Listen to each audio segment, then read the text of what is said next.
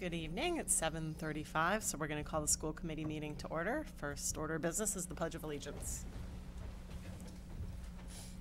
Pledge allegiance to the flag of the United States of America and to the republic for which it stands, one nation, under God, indivisible, with liberty and justice for all.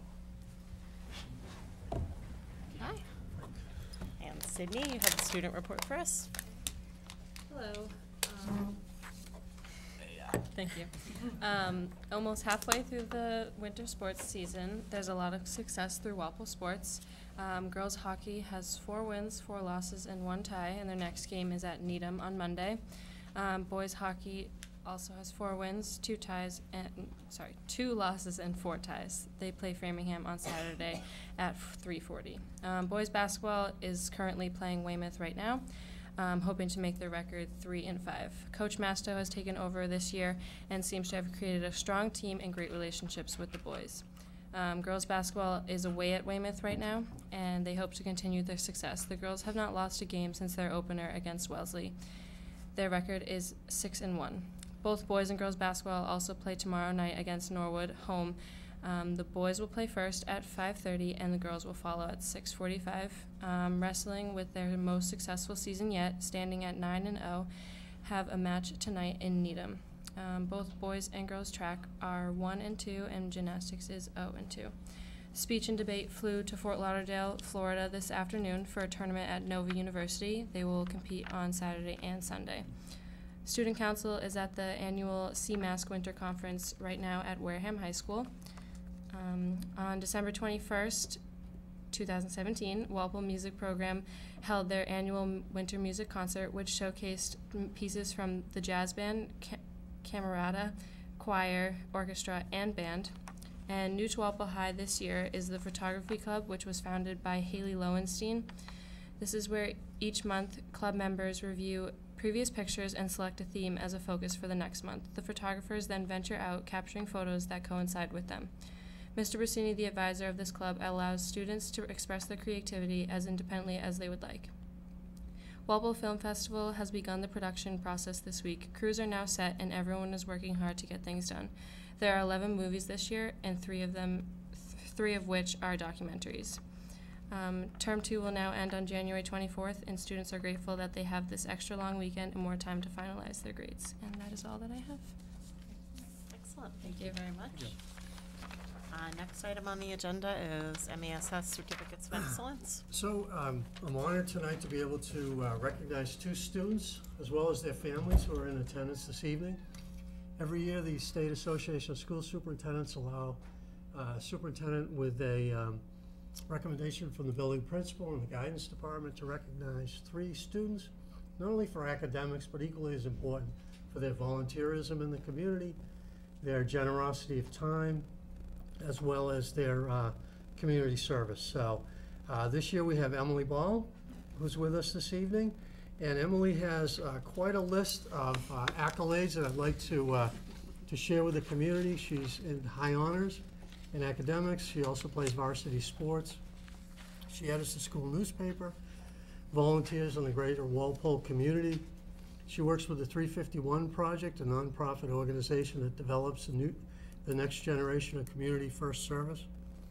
She's developed and led hometown service projects, including and on behalf of Cradles to Crayons, 9/11 tribute to Massachusetts military heroes. We're a military family, so we appreciate that. Fall service on behalf of hometown food pantries. She also volunteers at her grandmother's nursing home. She brings a trained service dog. I believe it's a black lab, is it? Beautiful little black lab.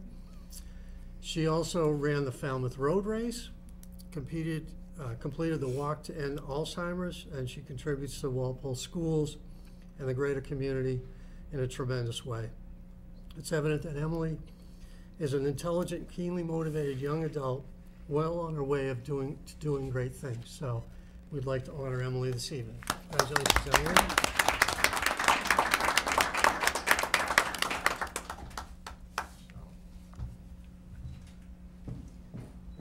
Thank you.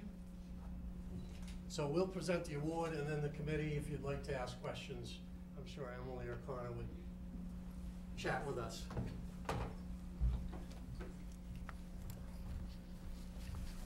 So next we have Connor McMahon. How does your family pronounce it, McMahon or McMahon? McMahon, all right. Personable, enthusiastic, hard worker. I've had the opportunity to meet both of these fine young people. He's been involved in the school community. He's a member of the National Honor Society, a member of the Model UN, and special interest with the Model UN. It's not only a club, but they also have to do individual research, and then they debate certain current events, and they'll take positions of different countries, similar to what the UN does. He's a student reporter for the Rebel News, vice president of the National Honor Society, and he volunteers at the Greater American Club, German American Club, rather. He's also on the swim team where he's a captain, and he's a volunteer instructor for young people in our community at the pool. And what did you say, in Canton or? In Canton. Town pool in the summer. Yep, excellent. He's a peer tutor, he's a lifeguard, he's also was in the band, he played the clarinet, and he's been described as a model student who has consistently earned high honor roll grades. His intellectual ability is only matched by his kind, funny, and outgoing personality. So congratulations, Connor.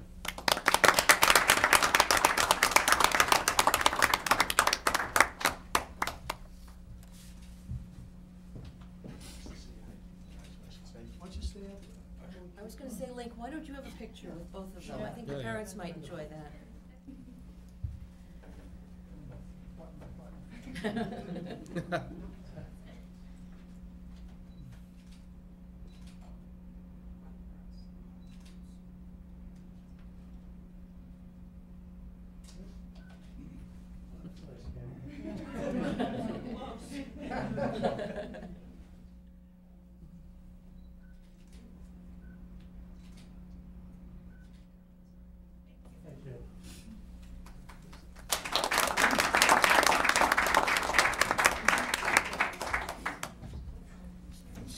So while we prepare to ask a few questions of the committee, I think it's important to recognize the families for supporting them over the years, excuse me, and also for the great teachers of Walpole schools that help mentor these young people.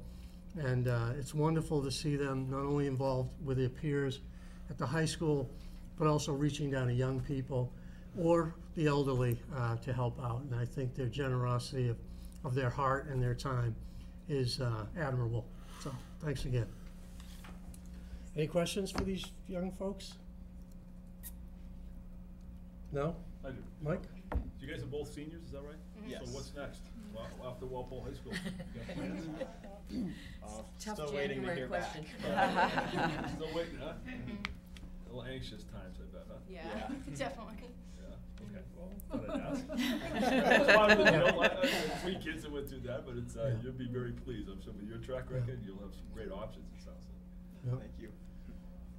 And Connor also works with the TV studio, the media class, tutoring young people in that class too. And I mean, you just can't say enough about everything they do around the school, and adds to a positive culture. They help the principal in an student advisory meetings, and either with current issues or questions the student body might have, they act as liaisons. So that's important for us too. Okay. Nice Would job, you folks Greg. like to say anything or about your? No? That's okay. All right. Jen, can I? Of course, yeah. I just wanted to say this is one of my favorite things is when students come to meetings, because, you know, there's an awful lot of things that you can do that are not as interesting. So we're glad to have you here. I also think it's good for us to hear from you as sort of student representatives about, you've been in the school system for a good long while. Do you have any sort of thoughts that you wish you had the chance to explain to the school committee, or, you know, any words of wisdom? Because obviously you've put your time in, you've really put a lot of effort and cared about things that you've done, and I think it's interesting to hear what kids have to say. Well, one thing I liked about, I don't know, I think the good thing about Walpole High School is they offer a lot of activities for people to be involved with, which is really awesome. But I think one thing that I kind of, not regret, but wish I did more was freshman year kind of joining more and getting more involved and trying more things too. But I definitely found my way. I just think that it would have been cool to experience more things as well. Yeah, I agree. Like after sophomore year and junior year, I started getting involved in more things, and I wish I would have gotten involved with my freshman year. Mm-hmm. It's interesting, a couple of years ago, instead of doing a valedictorian type speech, one of the kids who was the valedictorian interviewed, I believe, everybody in the entire class and put together like this audio montage, and a lot of kids said that. I think sometimes you just have to come into your own. You're a different person, you know, even after you've just sort of, I don't know, gotten used to being at the high school. And but that was a common theme. People were saying, you know, there's so much to do, and at a certain point, you can only do a certain number of things too. I was going to say the same, that it is a theme, but do you have thoughts for incoming students, incoming freshmen, about how to get involved, or? Join a club is what I would say, because I don't think I joined my first club to my sophomore year, and that's one of my biggest regrets. It would be to join a club freshman year. Mm-hmm. Yeah, I think like I said before, trying to find like what you're interested in. I think just even exploring new things too, even things that you didn't think you'd like, just getting yourself out there and meeting new people too, because it's really good meeting older kids too, because they're really supportive. Well, guess what I would add? My kids are just a little bit older than you guys, and they would say the same thing to you in whatever you do next, that the 4 years beyond high school go by so quickly, and don't be afraid to go a little bit out of your comfort zone and try to meet people, and you know, you'll like some things and you won't like others, and that's fine. That's the way it's supposed to be, you know, but don't be afraid to try stuff. I remember walking on college campuses with my kids and trying to explain to them that everybody has that panicked face that you have at that moment, because it's new. And, you know, somebody has to be the one to say, hey, you know, my name is Connor, my name is Emily, and, you know, you'll do well, you'll do great. Thank you. And we hear from a lot of college recruiters, and they want well-rounded kids. They want kids who are comfortable working with the elderly or the young, or volunteering in the community.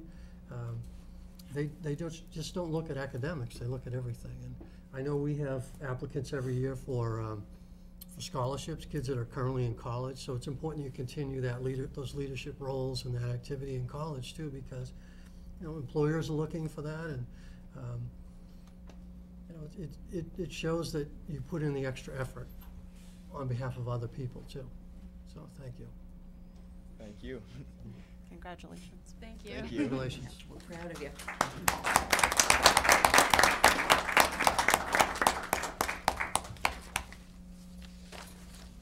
The next item on the agenda for new business is FY19 capital. So, we have a capital list. Mr. Frischer, and feel free, folks. Thank you. Okay, thank you. So, Mr. Frischer and I, based on timelines, had to present a 5-year capital to the town. And because of committee meetings and schedules, and we're just getting to you folks, so we're very clear with the town administrator that anything that Mr. Frischer and I submitted with feedback from our leadership team, the principals and the central office people, and Donnie Anderson, buildings and grounds, was tentative in nature, and that we needed the school committee approval. So we put together a program. We hope it meets with satisfaction of the school committee, but if it doesn't, feel free to make adjustments. And Mr. Frischer, if you could walk us through the 5-year plan. Sure.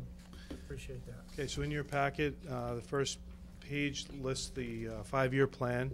I'll go through 2019, and then I can highlight a little bit of the particulars of each one of those items.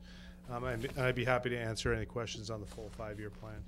So our priority number 1 is the final phase of the phones replacement for Old Post Road and Bird Middle School. This would be the 4th year, we were asked by the town to stagger the rollout of these new phones. It's gone very well. We have new voicemail and phone systems throughout the district, except for Old Post Road and Bird Middle School. So this would finish that project, and all of our buildings would have the most modern communication phone-wise that's available at this time. Okay, the second priority is building security upgrades. Without getting into the particulars, there are 3 schools that I'd like to see some upgrades with. I've talked to the principals in each one of those buildings. We all agree that given our modern camera system that we have and our door entry systems, these 3 particular buildings could use some enhancements to improve on that. So this capital proposal was for upgrading cameras and door entries at 3 of our buildings. And that's $30,000. The phone system was $50,000. Priority number 3 was our one-to-one Chromebook initiative for Walpole High School, Bird Middle School, and Johnson Middle School. The total for that item is $150,000. Last year we began with the freshman class at Walpole High School, one-to-one initiative, as well as the 2 middle schools for the 8th grade.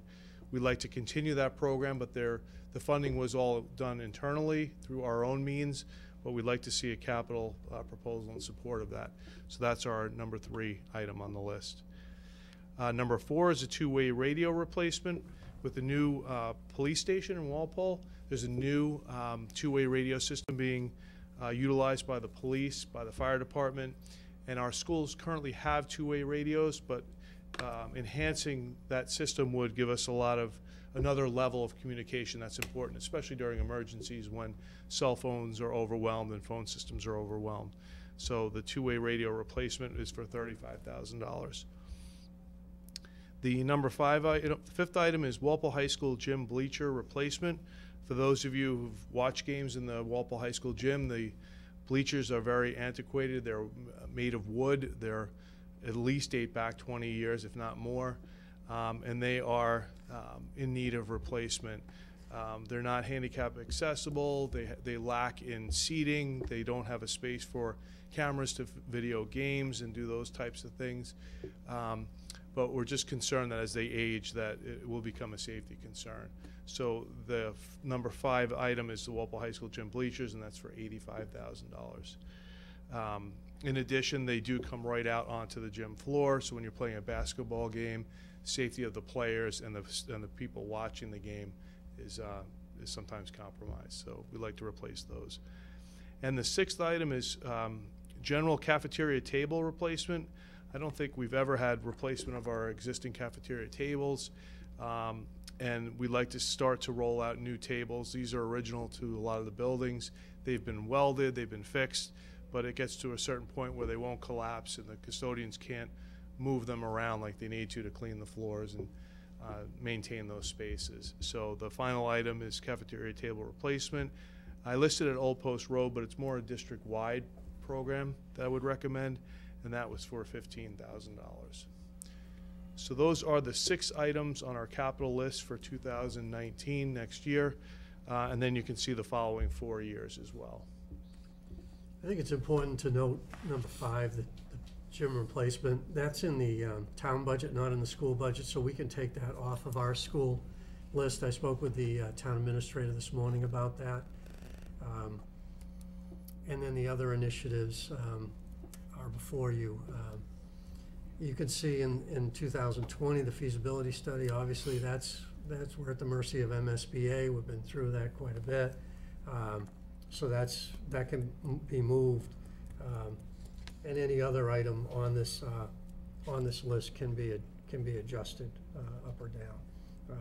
If 2021, if we've already done the feasibility, clearly we wouldn't need it in year 2, but we wanted to at least remind people that that's a moving target.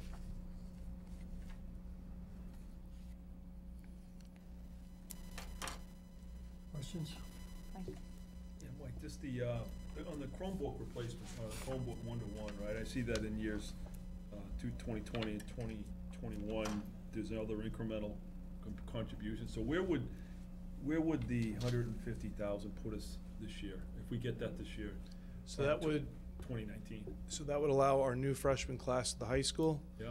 and the 8th grade class, or actually 7th grade class at the middle schools, both middle schools, to have new Chromebooks for a one-to-one initiative. So we're moving down, so 8th grade would be covered at the middle schools, now 7th grade would as well. The high school would have a freshman class with them, and the sophomore class would also have them. So we're working toward full completion of one-to-ones at both schools, both levels. Okay, thanks. Nancy? I remember hearing Steve Imbush talk about, at a certain point, if we added to the amount that he had, he'd be able to do all grades. I'm wondering how close we are with this 150. It would be, we would be able to accomplish that. You think it could Yes. get potentially to Yeah. all grades? Yeah, because the Chromebooks that the 9 and 10th grade would be using would be shifted to the 11 and 12, and we're about 2-to-1 right now, so that would make it almost a 1-to-1. And Okay, he may have to use some fund, like a LaRusso fund, to supplement that or something, which is well within that description. But Yeah. we wouldn't need additional money from the town okay, to accomplish that. So That's we'd great. really have grades 7 through 12. that would be great. Which would be phenomenal. And it's been an incredible program. We're not asking you for a vote tonight, we're kind of trying to get consensus. And we'll have Steve come in to report on the Chromebook program, as well as the 2 middle school principals, to give you an update of the impact it's having on learning. Good. Because that's the bottom line. Yep, no, that'd be great. And the other thing I was wondering about the Chromebooks is, at some point, we're gonna have to start replacing, even though we Right. have them for the grade. So, Yeah. has that become an issue yet? It is starting to become an issue. Some of the first purchases are Yeah. reaching the 6-year point. Mm-hmm. We're hoping to do that in year 2, or with the new technology plan in 2021. We can start using some of the fund for insurance to do some replacements too.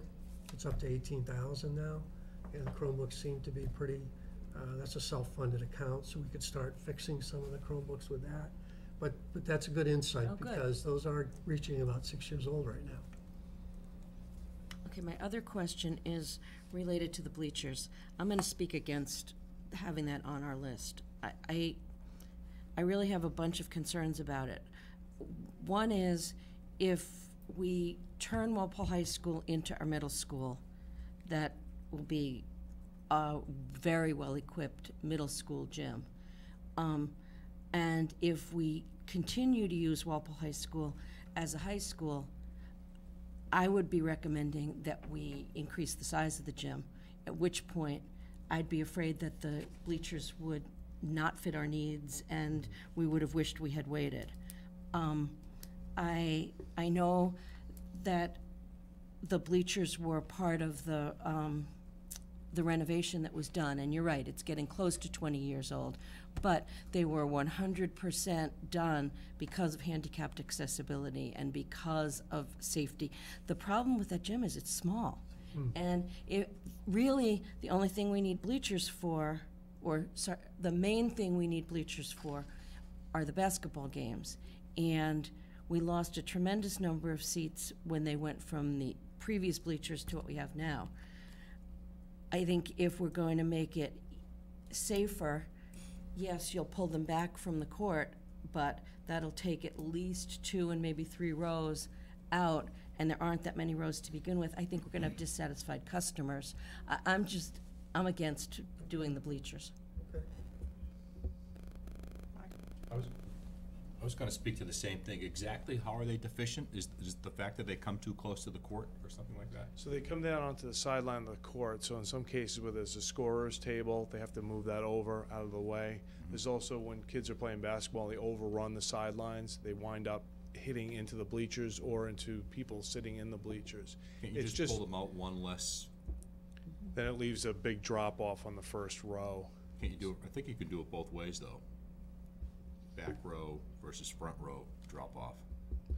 And I'd have to look at it. But it's something I'm taking information from what Stephen Embush and Ron Dowda told me, the athletic director, about the situation there. The other thing is some of the wood is breaking off of them, so there is some breakage, I guess, for lack of better terms, of that.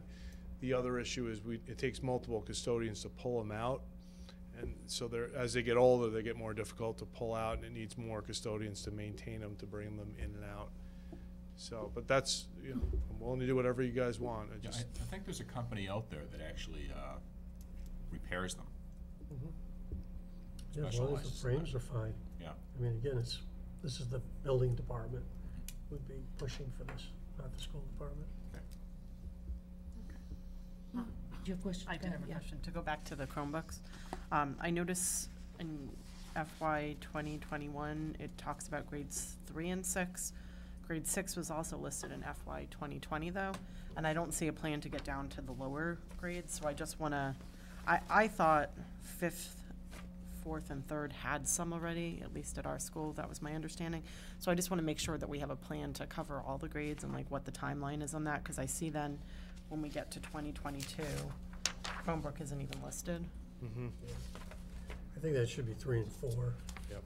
2021. Okay, and then what happens with the lower grades? I don't know, we'll check on that. I don't think there's been advocacy for Chromebooks for first and second graders. Okay, I don't think the teachers feel that it'd be a practical tool for that age level. I just want to check on that, because I know we talked about it at PAC, and Yeah. there were certain tools with some of the science curriculum that I thought they were saying it would be beneficial, like some of the updates, Yeah. that they could access them on Chromebooks. We Yeah. just had that talk at our PAC meeting, so, second grade at least, I don't know any Okay. lower, but I remember that. We'd have some existing we could move down into that grade too. We also If have it's iPads. beneficial. I know there's been some talk about doing iPads because they're more user-friendly for younger Okay. kids with touch screens. So that would be something to consider. Maybe it's not specifically Chromebooks, but iPads. That's true. Yeah, I just want to make sure if we're projecting that far out and Yeah. technology's covered, that we cover it all, so that, you know, it's Okay. not a surprise a few Okay. years from now. We'll double back on that. Nancy, you had a question? Yeah, I had a couple of things that I just remember hearing about as concerns, and I wonder if they're big problems. The internal special ed classroom at Walpole High School.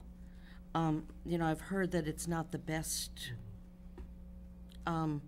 site to be used all day, although I know some of those students are out of the building a fair amount because of internships. So is that a concern, and should we be doing something about it? The other thing is science labs.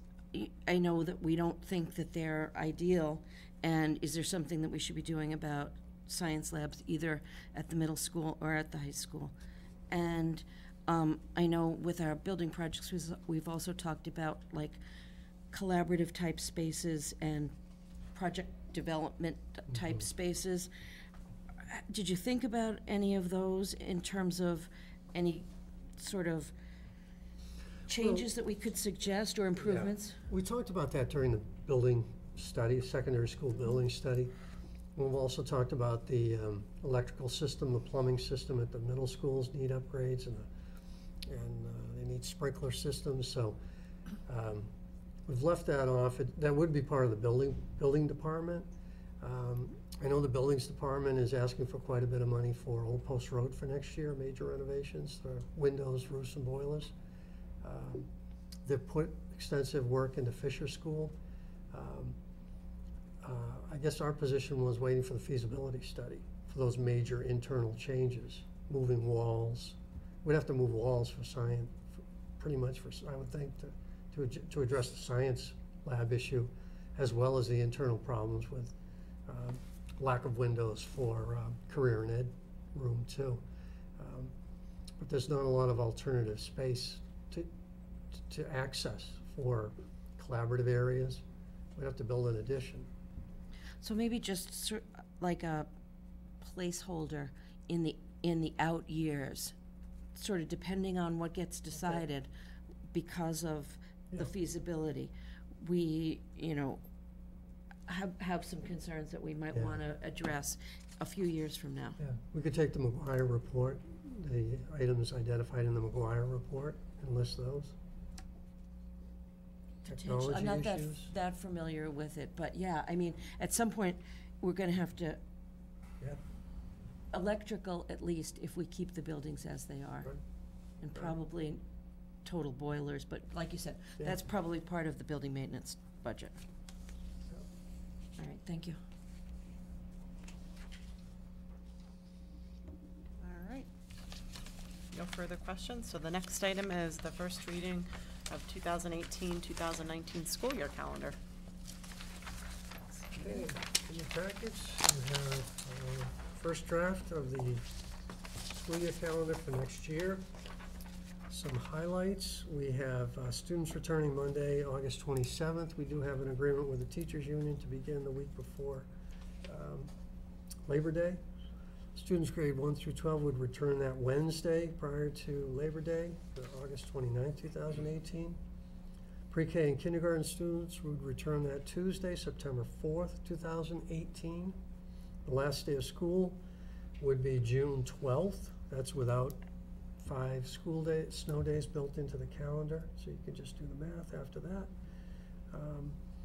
The vacations, the winter vacation would be the 24th of December through the 2nd of January. The February vacation would be the 18th of February through the 22nd. These are all traditional weeks within the school calendar. The 3rd week of February, the 3rd week of April, April 15th through the 19th.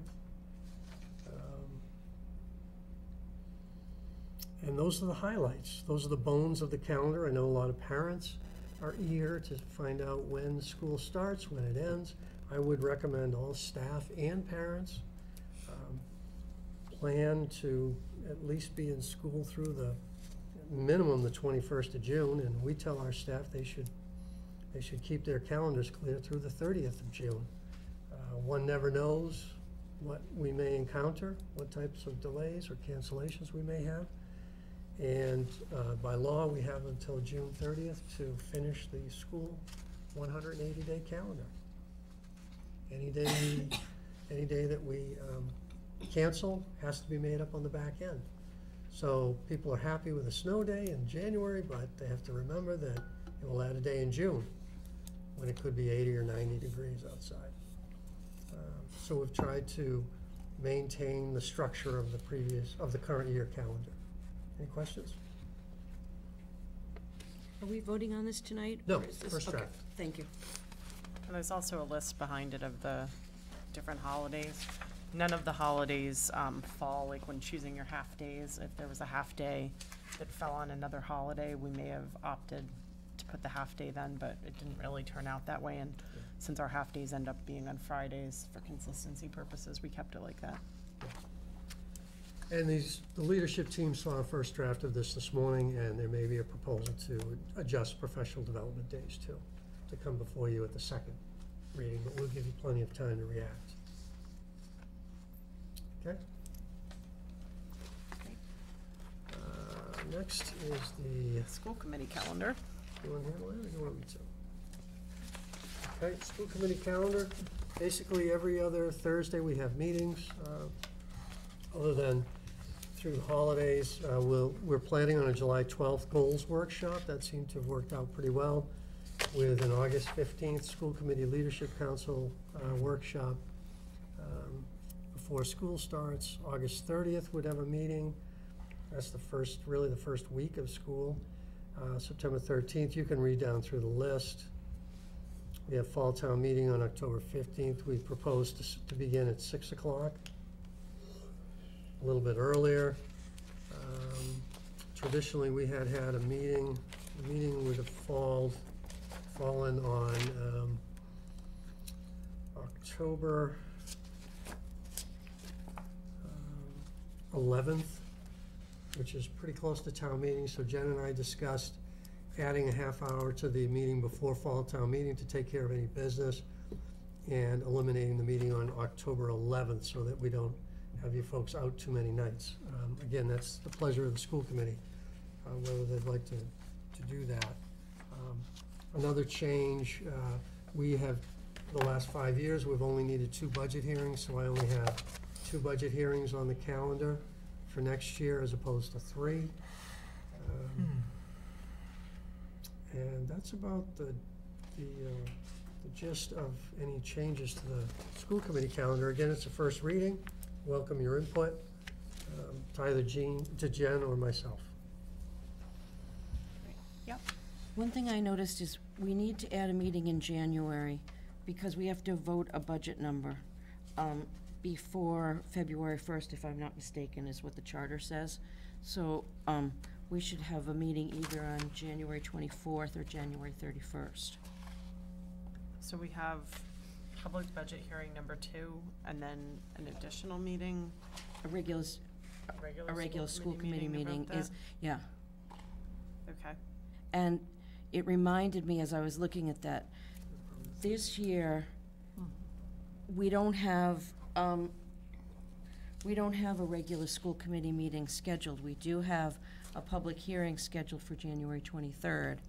And we have a regular school committee meeting scheduled for February 1st. But that's the same night that Jim Johnson is doing the town address. So I don't know the charter in and out.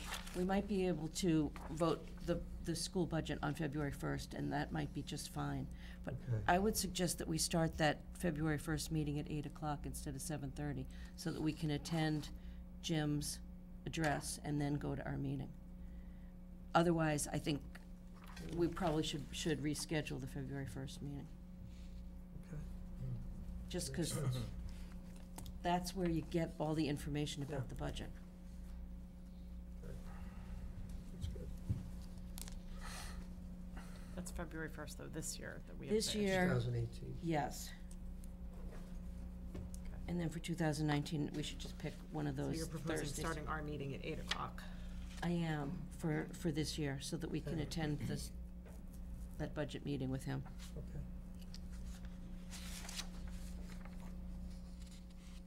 And we couldn't vote on the budget at that January 22nd meeting. We could, but that night we have to present personnel, and it's a pretty extensive Okay. evening. And you probably want time to think about our proposals. So, All right. yeah. You know what else I realized? Not that this is a huge deal, but February 14th. I was gonna say, I require a box of chocolates to come here. I know. As much as I love spending Valentine's Day with everybody, I don't know if anybody else. Every day's Valentine's Day in my house. I don't want to hear about it. Every day is Father's Day at my house. I mean, that's the second. 14th and the 28th. How we can move that, because you have the break in between. We're talking about next year's. Yeah, Yeah. next year's Calendar now. calendar, February 14th. Well, were we gonna put in the meeting for the 31st? Could that? Yeah, could we then eliminate February 14th? Oh, not for nothing. Thursday isn't like statutorily our day, right? It used to be Monday. It's just availability of this room, but we could always have a meeting at the high school Yeah. media center. Yeah, I'd So rather would you we, like us to look at the 14th and come back with a proposal? With the 12th or something. And some Yeah. candies? Just kidding. maybe another day that week, or even the 7th if there's any, but we're saying we have one the 31st, First. so that would be kind of silly to do. Right, maybe One that could right replace after. the 14th. I think the other thing to take into consideration is if we do get accepted into the feasibility study, we're gonna need meetings specific to that Right. too. So I think we're gonna need some flexibility anyway, but we should sort of straighten this out. Okay. Okay, thank you for your input. So to be clear, we're not voting tonight. Make adjustments, come back at the next meeting.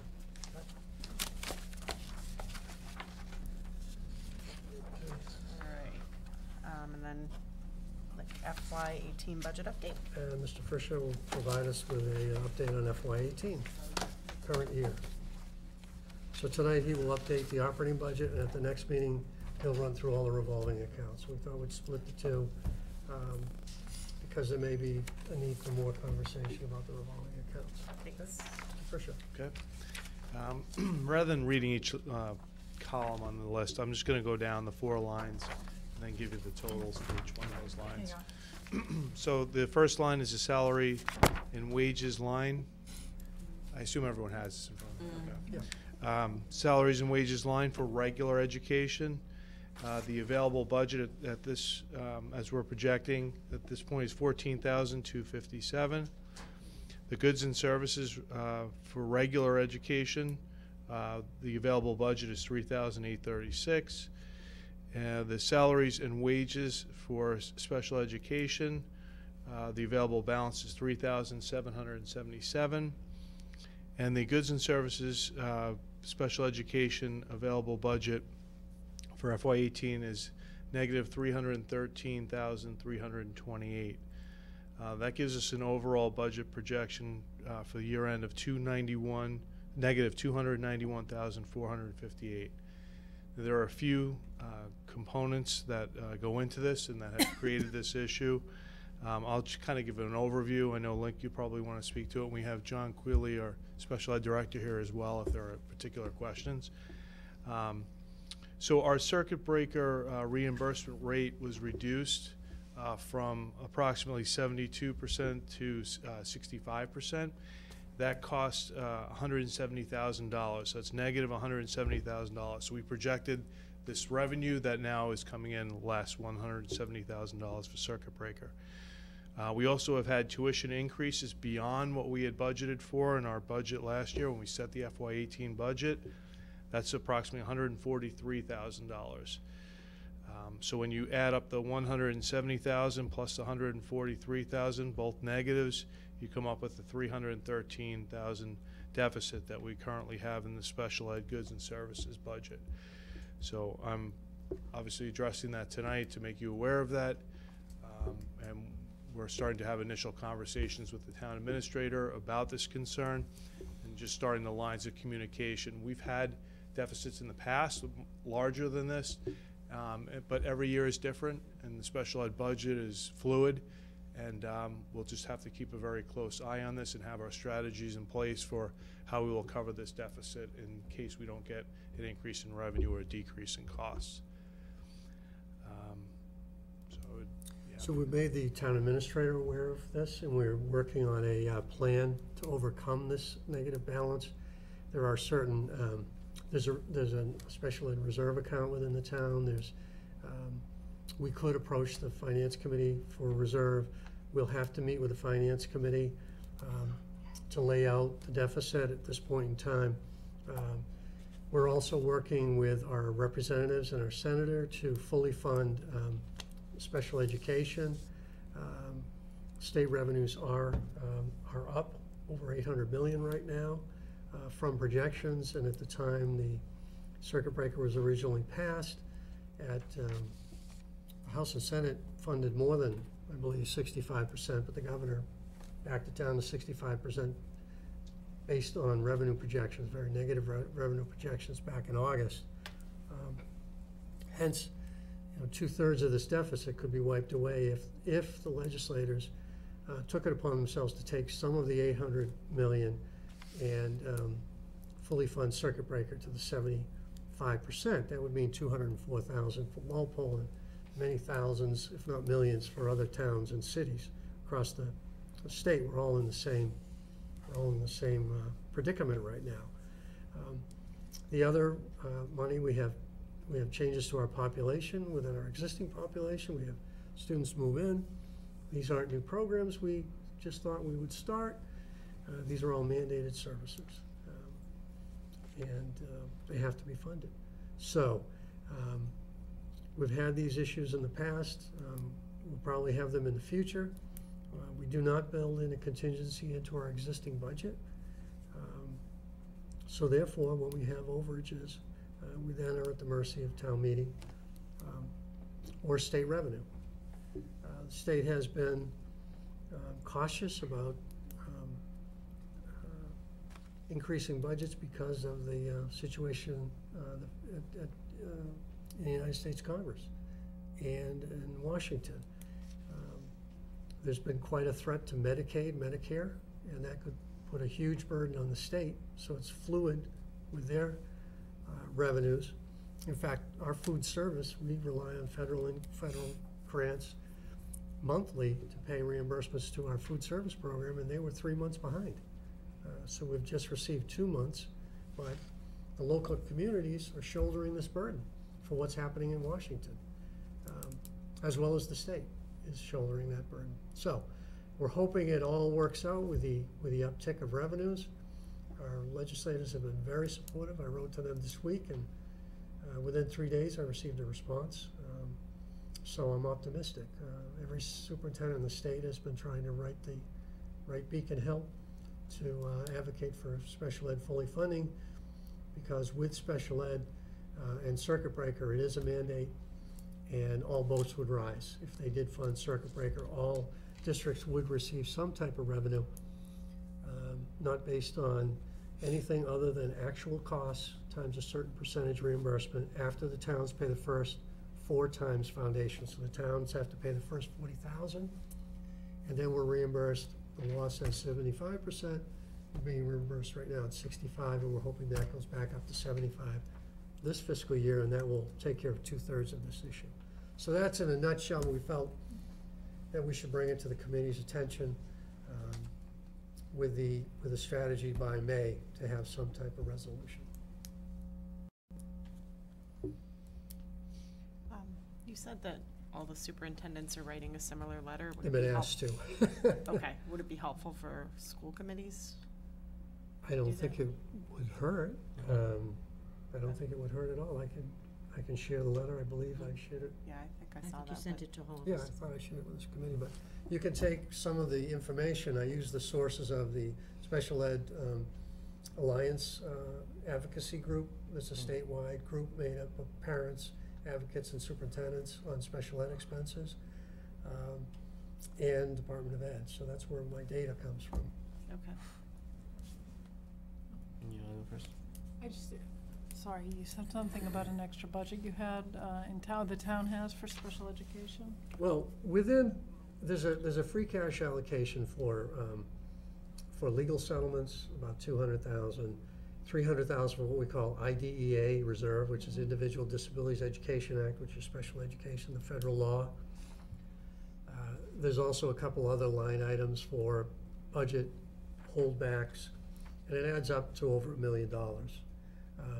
So part of that 300,000 could be eligible. We've accessed it in the past, but really it's at the pleasure of the town meeting of whether or not they want to That's how it would allocate be that money. allocated. The school committee can't use that money without further appropriation.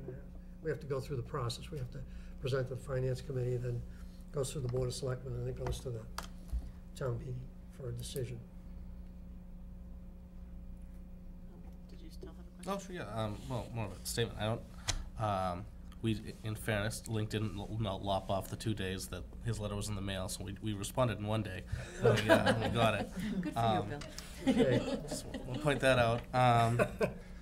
We had a really productive meeting this morning with Rep. Rogers and Kafka, Dooley and McMurtry. They all were in the building, and so they did send a letter to Chairman Sanchez, who's the chairman of House Ways and Means, just kind of elucidating the letter that the Special Ed Alliance had sent to us that everyone seems to be copying this week.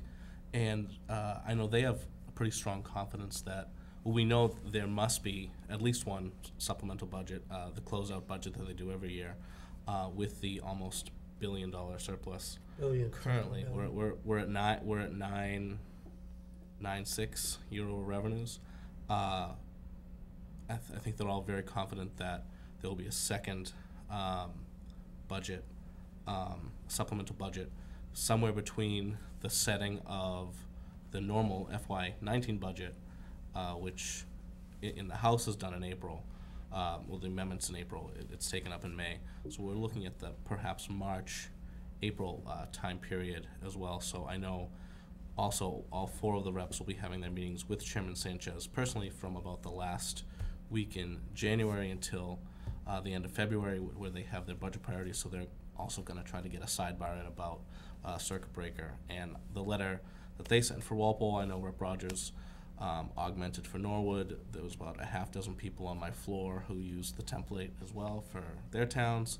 So it's definitely very much on their radar, especially to your point, with 104,000 loss of the Title I grant from the feds and the 274 grant loss of $35K. And I think you're right to characterize there's some reticence there because of the federal revenue picture and just the fear of any number of programs across any number of the mechanisms of our government being underfunded from the state, from the federal level, which helps supplement that. But we do expect at least one, probably two supplemental budgets. So I think there's really positive opportunities for this to be addressed in not the short term, but maybe the middle term. So letter will be awesome, but they did act already. So perhaps talking to some of our friends in other towns will be good. But I know, to your point, the easiest thing to ask for is more local aid in a situation like this, because all boats will rise and there's no one who's going to be harmed or have money taken away from them. So it's good, and we hope the revenue picture continues. We're about a week away from January's numbers, so the mid-month numbers. I know Nancy had a question. Should her hand Sure. over? I have two. This deficit that we have for this year, Mike, does it count in the fact that all of the offset revenues have been applied?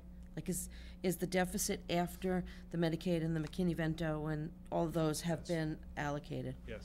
I was afraid that was the answer. The other question is, what does this tell us about our next year's sped budget? Is there anything that you can say yet, or is that a to be determined, or?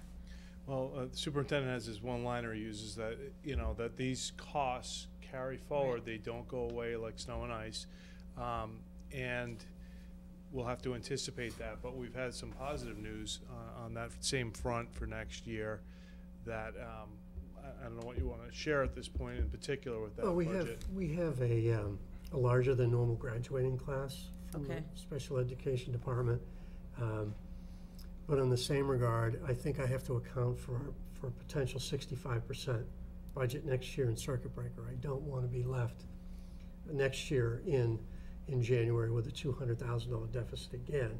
So I have built into the budget $1 million circuit breaker versus $1.3 million to be conservative in my revenue estimates, which is what the town has traditionally done with revenue estimates. So I'm budgeting at 65% versus the 75%. Okay. I think the net increase will be minimal for next year, and we'll be able to cover the 300 deficit because of the graduating Okay. class. No, I realize that there are gonna be a bazillion changes between now and Right. May. I was just trying to get a general sense Yeah. of it. Thank you. Yep.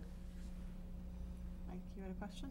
Yeah, just a question. So if there's like $1 billion surplus at this point, how much money would it take to restore statewide 65 to 75%? $36 million. $36 million. Wow. Yep. 36 million. Rather Sounds doable. attainable. Statewide. Sounds attainable, right? Seriously. Yeah, it does sound doable. It's a surplus over benchmark right now. So Okay. if we have a crummy January, February, March, our surplus could be 300 million as opposed to Right. almost $1 billion. Okay. No further questions? Actually, Yep. just a quick, maybe this is tangential, but perhaps not. Through you to Mr. Quealy, I remember as we discussed the circuit breaker issue, reading the Special Alliance letter. They talked about a double in an 8% increase in sort of circuit breaker eligible students this year as opposed to the normal 4. Do we have Yeah. a sense of like where that came from? I don't know. If What through your that colleagues? generally means is you are reimbursed on a percentage of your claim, and Right. your claim is eligible costs. Mhm. So if we get 1.3 million in reimbursements at 65%, you can predict that our claim was about 200 million for round numbers. So when you add up all the claims across the state, those claims were up. The reimbursement request, the total request, was up 8%. Right. So if the requests go up 8% and the budget is even level funded, it's like getting an 8% decrease. Right. No, I just. So there's less money and to it referenced spread the around. fact that in previous years, they were hovering around 4. Right. So I was just curious what the, And it's a costs are- double. Costs are increasing. We're seeing more severe Right. disabilities. We're seeing an uptick in social and mental health issues with students, anxiety, stress, depression, right from kindergarten through 12th grade. So we're just seeing more involved children at this point. Autism, the rate of autism has increased yeah. over the years, and I think it'll continue to increase. Does that- Some of the districts out in the western part of the state don't have maybe the internally district programs that we Right. have. Okay. Since they are so rural, they struggle to find programs that are close to their school district. I mean, we have a lot of programs here, but maybe, and I don't know, I'm sort of speculating, Yeah, yeah. maybe in the western part of the state, where kids are going out of district and meeting that foundation number. Yeah. Right, That's a possibility. It was Right. such a large right, jump that was troubling. right. Okay. Right.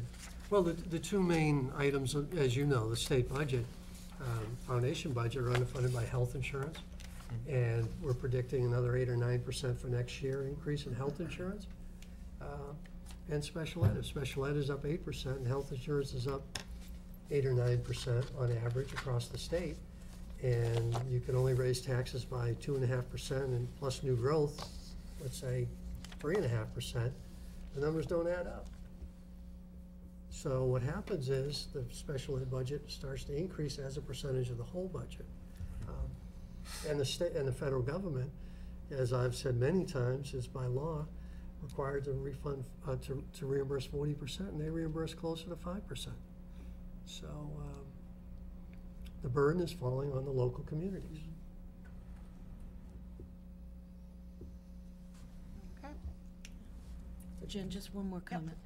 The only other thing I could think of to look at, Bill, is the tuition increases. Because sometimes, yeah. you know, like, Yeah. when you were asking the question, I was thinking, we should just ask the superintendent to make sure it's not because of extraordinary Right. increases that have been approved, because that is something we can control by asking the legislature to do something Yeah. about. Sometimes, you know, the increases are just out of line and nobody's watching. Well, the process is, we're notified by a letter. Yep. School districts are notified by a letter. And within Walpole, we're diligent about that. Either myself, John, or our out-of-district coordinator, or Mr. Fisher will attend Yep. or call and find out the details about what the price increase could be. Like, for example, this year, one of the private special ed companies is recommending a 14% increase because they'd like to expand their school, build a wing, and they want to spread that cost around. So they increase their tuitions to pay for the construction. Whereas a town has to go through MSBA, feasibility studies, finance committee, school committee, board of selectmen, town meeting, and an override. Private special ed companies are allowed to add that onto our tuition and spread it across the state. So we try to keep an eye on that, but in the end, the Board of Special Ed approves those increases, and sometimes they happen in January. It's not a fair If you've noticed system. any this year? I have not noticed any yet this year, Okay, no. that's But good. I 'Cause usually we should alert push our back legislators with too. you Mhm. if Yeah. they are. John, John, do you want to add to that? I know there's several hearings coming up later this month that Yep. we'll be attending for Good. specific schools that are making the process.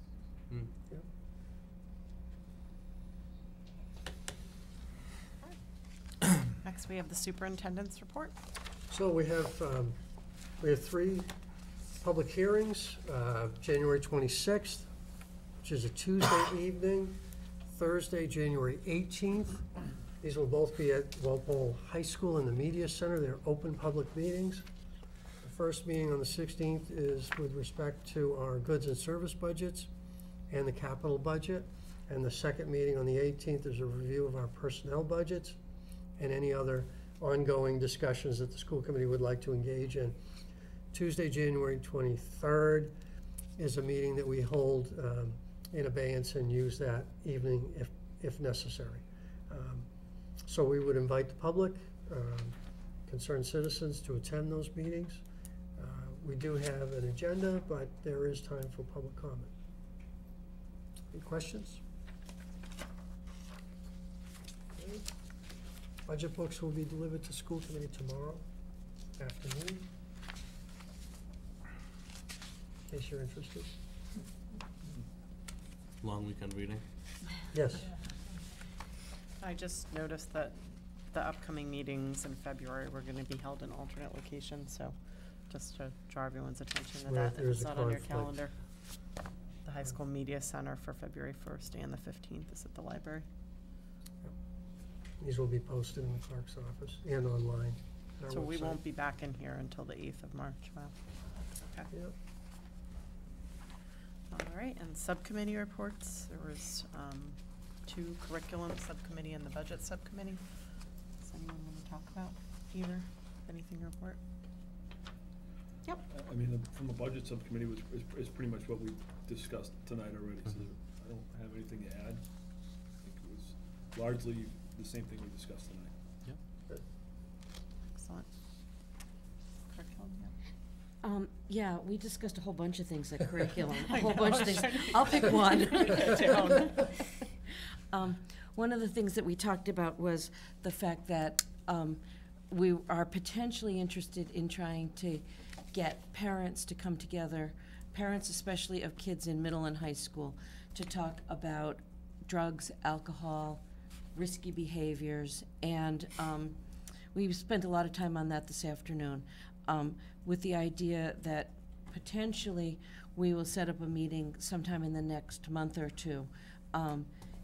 And we've been tossing this idea around since the summertime, when we made the change that we made to our policy. But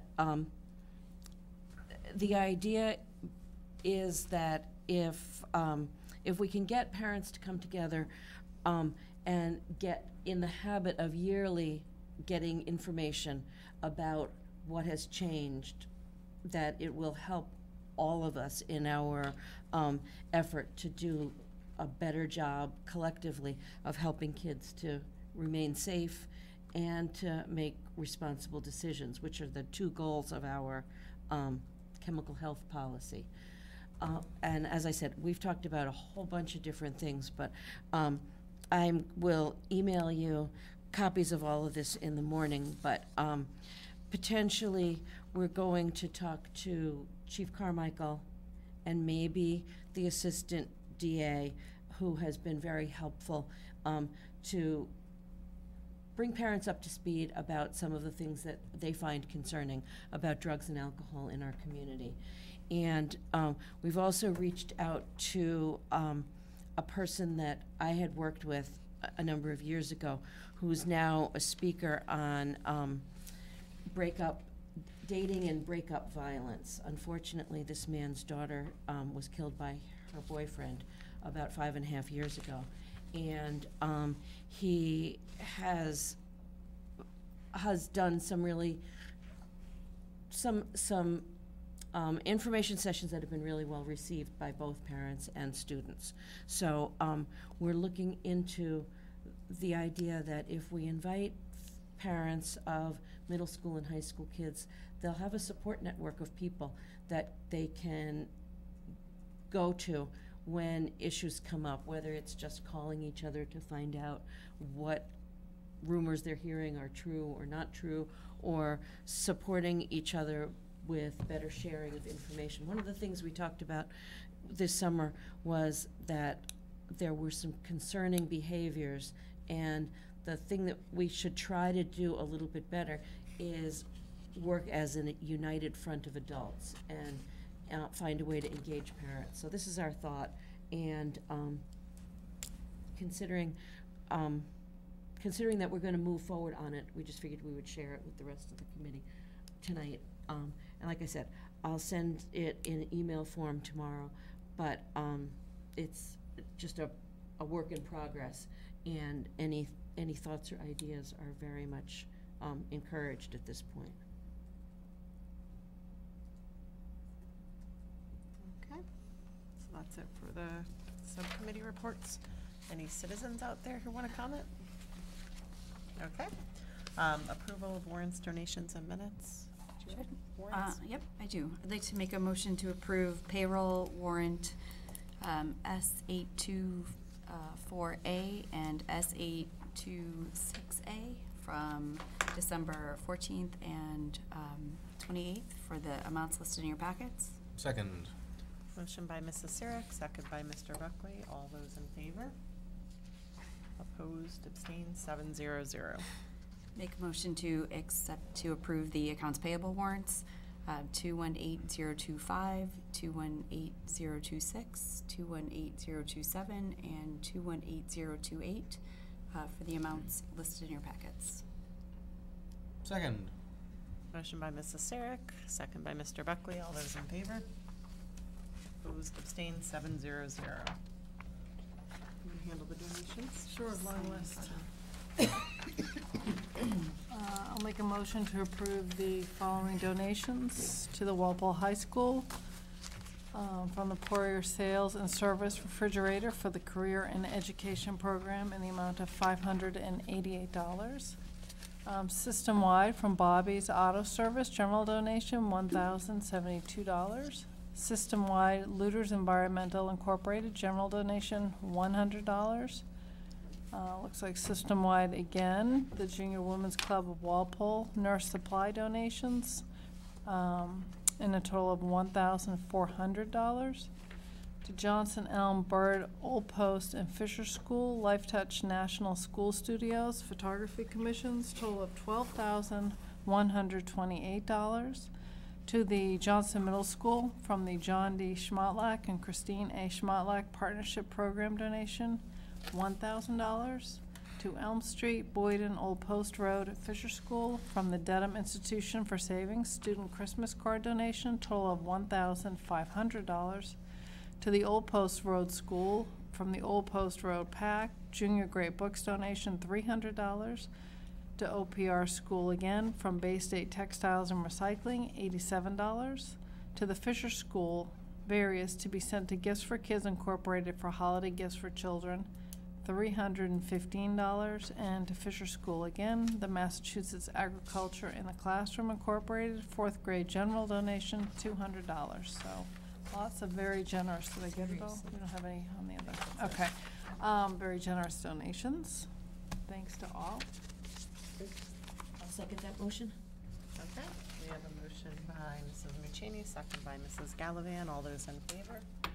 Opposed, abstained, 700. Next, we have minutes. Does anyone want to do this? I'd like to approve the curriculum subcommittee meeting minutes from December 14th. Second. Motion by Mr. Ryan, second by Mrs. Gallivan. All those in favor? Opposed, abstained, 700. And secondly, I'd like to approve the regular school committee meeting minutes from December 14th. Second. Motion by Mr. Ryan, second by Mrs. Gallivan. All those in favor? Did you? Sorry.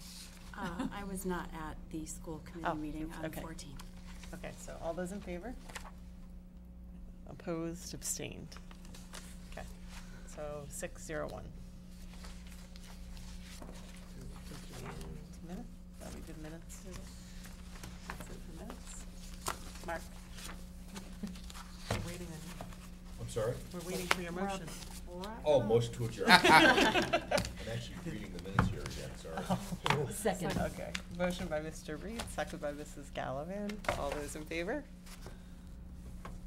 Opposed, abstained, 700.